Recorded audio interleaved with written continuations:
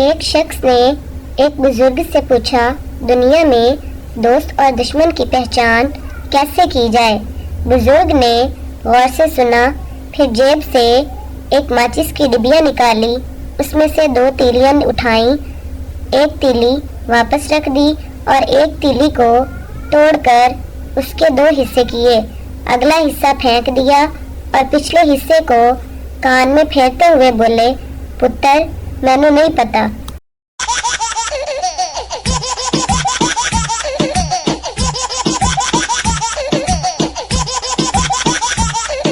पप्पू ने 25 रुपए लिए, बीवी के सर पर वार कर सदका उतारा और इसमें 75 रुपए डालकर 100 का कार्ड लोड करवा लिया।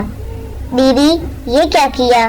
पप्पू, 75 रुपए का बैलेंस मेरे पास आ गया और 25 का सदका गवर्नमेंट को चला गया, हिसाब बराबर।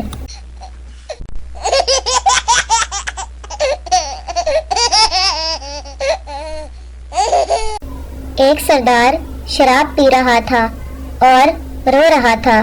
दूसरे ने पूछा, क्यों रोते हो?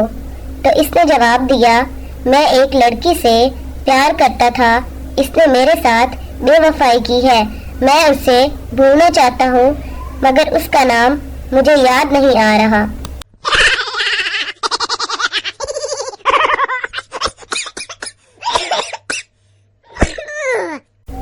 सरदार को एक बंदर मिला, वो इसे पुलिस स्टेशन ले गया।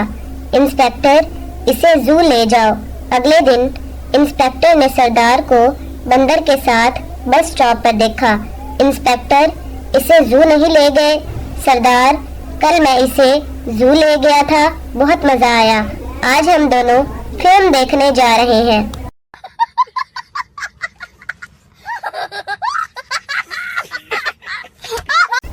पप्पू जान, तुम पहले जैसी नहीं रही। लड़की, क्यों? पप्पू, अब मैं तुम्हारा हाथ पकड़ता हूँ तो तुम शर्माती नहीं हो। लड़की, कमीने, पहले जब मैंने शर्माकर आंखें बंद की थी तो पर्स से 200 रुपए गायब थे। No, no, no, no.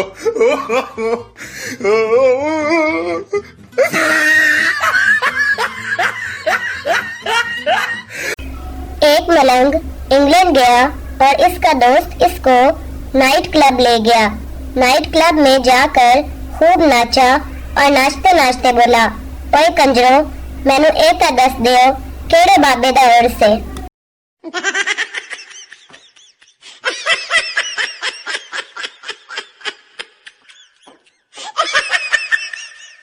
बारिश रुकी तो काके की फुफ्फो भी आ गई। बाप काके की फुफ्फो से, अरे आओ, तुम यहाँ कैसे?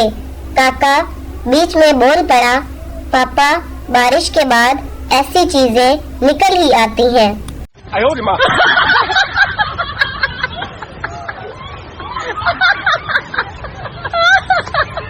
लड़की, क्या हम मैकडॉनल्ड्स चल सकते हैं? लड़का, हाँ, अगर तुम मुझे मैकडॉनल्ड्स की स्पेलिंग सुना दो तो। लड़की कुछ देर सोचकर बोली, दफा करो, हम KFC ही चलते हैं। No, no, no, no.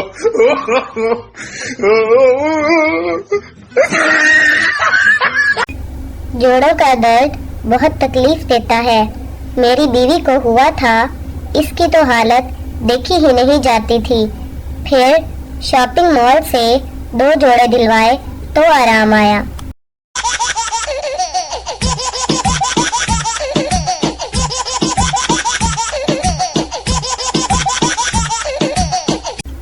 हमने नया घर लिया है, बहुत बड़ा है। एक नन्ही बच्ची ने अपनी सहेली को बताया, वो इतना बड़ा है कि हम सब के लिए अलग अलग कमरा है। फिर तासुस से कहने लगी, लेकिन हमारी बेचारी अम्मी के लिए कोई कमरा नहीं, इन्हें अभी भी अब्बू के कमरे में सोना पड़ता है।